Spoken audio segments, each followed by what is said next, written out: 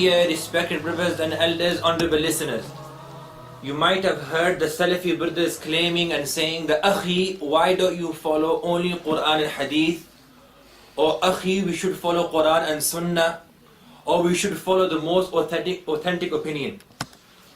This seems very appealing to a normal person, to a layman, that we should only follow Quran and Hadith, or we should only follow Quran and Sunnah, or we should only follow the most authentic opinion.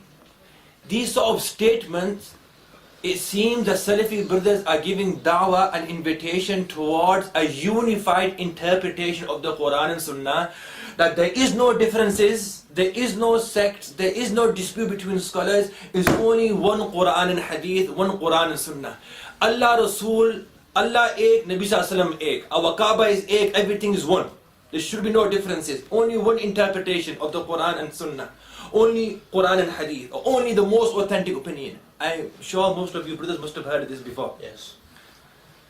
And when they say these sort of statements and this sort of rhetoric, a layman is influenced and he's guilty that I should abandon following a school of thought, Hanafi, Shafi'i, Maliki, Hanbali, and we should only follow Quran and Sunnah and Quran and Hadith. And na'udhu billah, some Salafis have even classified the four schools as sects inside Islam. Halanki, the reality is that the four schools are the madaris and they are schools of the Sahaba. They are extended, they are imtidad li madaris Sahaba. They are extension of the madaris and schools of the Sahaba. Now these brothers, I'd like to make one point clear, that not all Salafis condemn following a school of thought, but you get many like this, who condemn, rather you will find Salafis also, okay? You will find some Salafis who do not condemn following the school, but you will get others who condemn following a school of thought. So they've condemned following a school of thought, and Allah subhanahu wa ta'ala has afflicted them with many and several sects within themselves. Is 4 more or 7? 7. We have 4 schools of thought. They have at least 7 sects within them. They have at least 7 sects within them. 7 different sects within them. There are 7 general sects, and within those 7 sects there are other sects which makes the number more than 7. And there are many evidences to this. You will find this on the net. The Salafi Dawah in disarray. This is an article written by Sheikh Albani. The Salafi Dawah in disarray. This article can be found on the net on the albaniside.com, and this is the article of Albani, who is a well-known Salafi scholar, and he was asked regarding the Salafi Dawah in general, and specifically in Kuwait, Egypt and Saudi. So Sheikh Albani replied, I say that unfortunately the Salafi Dawah is now in disarray, is in confusion. Disarray is in confusion, is in disorder. He then further states, thus for many of these people to prop up their heads and be hasty in claiming knowledge and writing when they haven't even traversed half the way on the path of the knowledge is what now unfortunately makes those who attribute themselves to the Salafi Dawah split into groups and factions. Split into groups and factions. So Sheikh Albani himself has acknowledged that the Salafi Dawah has groups and factions within it. Another Ahli Hadith scholar, Zubair Ali Zaid, he's a very famous Ahli Hadith scholar of Pakistan. He mentions that in the Attock region of Pakistan, there are 8 different groups of Salafis with many differences. Just region of Pakistan, Attock actually is quite large. Inside this region there are 8 groups of Salafis with many differences. This can be found on the internet. The reality of Zubair Ali Zaid by Yasir Salafi. Yasir Salafi, who refuted Zubair Ali Zaid. Yasir Salafi, who is a Salafi, he refuted Zubair Ali Zaid, who is Ahli Hadith. And under the chapter of Ikhwani ideology, you will find this statement of Zubair Ali Zaid. So the reality is that these people have condemned the four schools of thought, the Ahl Sunnah wal Jama'ah. Allah subhanahu wa ta'ala has afflicted them with many more sects within themselves. Now this is the main part of the talk. I have this in front of me. Al-Ijaz في بعض ما اختلف فيه الباني وابن عثيمين وابن باز. And this book is written by a Saudi scholar, Sheikh Sa'ad bin Abdullah al-Bariq. And this book is in 2 volumes. 2 volumes. Al-Ijaz means something that is concise. Yani, in other words, this is a concise version of a book, 2 volumes. 2 volumes, this is a concise version of a book regarding some of the issues, fi ba'd, regarding some of the issues in which Albani, Ibn Uthaymeen and Bin Baz have disputed and have differences. This is a concise book regarding some of the issues. One of the main three leading scholars, one of the main 3 leading scholars of the Salafi Dawah is Albani, Ibn Uthaymeen and Bin Baz.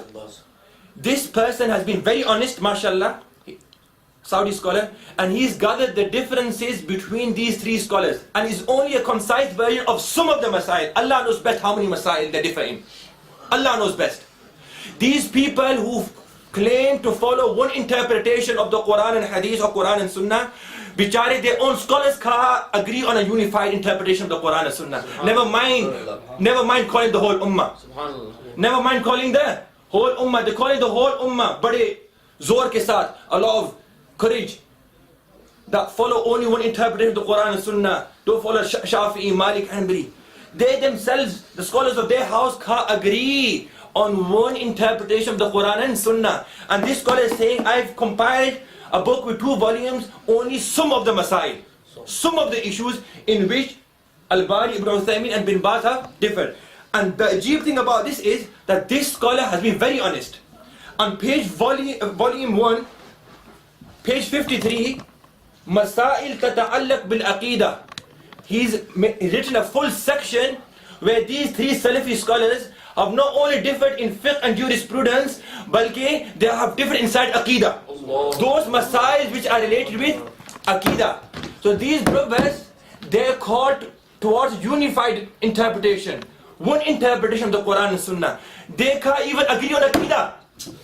Halanki in Aqeedah there is no ikhtilaf, there is no differences. I mentioned this before in my series, that the four schools, Hanafi, Shafi'i, Maliki and Hanbali, they don't have no disputes inside Aqeedah. And the Ash'aira and the Maturidiyya, who are the great 2 schools inside Aqeedah of the Ahl Sunnah wal Jama'ah, who are protected and preserved the Aqeedah and the creed of the Sahaba and the Ahl Sunnah wal Jama'ah and the Salaf Salihin. These 2 schools, even their differences are very few.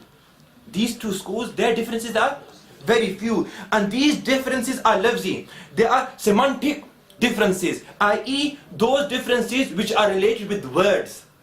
Those differences which are related with words.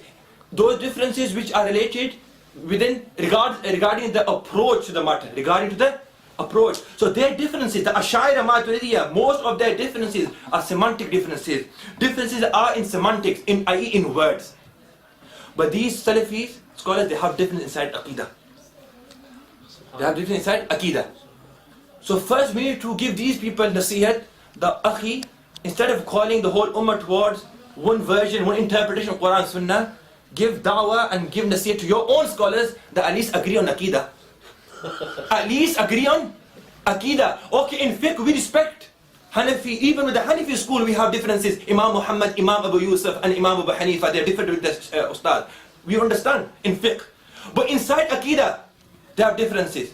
So the first thing you need to sort the Aqeedah department, then slowly work on the fiqh. Now, this is a challenge, a clear challenge to the entire progeny of Salafism, who are living on the surface of this earth. The one Michael al-Salafi come forward and present one unified interpretation of the Quran and Sunnah, upon which their scholars have agreed. A challenge, a very clear challenge to the entire progeny of Salafism, to bring one Salafi forward, one Salafi, Michael al, jisne maa ka doodh piya ho, one, One, to present one version of Quran and Sunnah, of Aqidah and Fiqh, one Quran and Sunnah, one interpretation upon which not the Ummah, at least their scholars have agreed. Very easy challenge. Not the whole Ummah, just their few scholars, the minority. Salafism is a minority. Their minority group and the scholars of the minority group, at least they have agreed. Qiyamah will come, inshallah. They will not present and they will not fulfill this challenge. Inshallah. Inshallah. Inshallah. I hope this makes things clear that this whole ideology of akhi, only follow Quran and Sunnah, akhi, only follow Quran and Hadith is only mere words and there's no reality behind this. May Allah Ta'ala save us from such fitna. May Allah Ta'ala keep us steadfast upon following one of the great schools. May Allah Subhanahu wa Ta'ala keep us attached to our akabir and our elders. Wa akhiru da'wana alhamdulillahi rabbil alameen.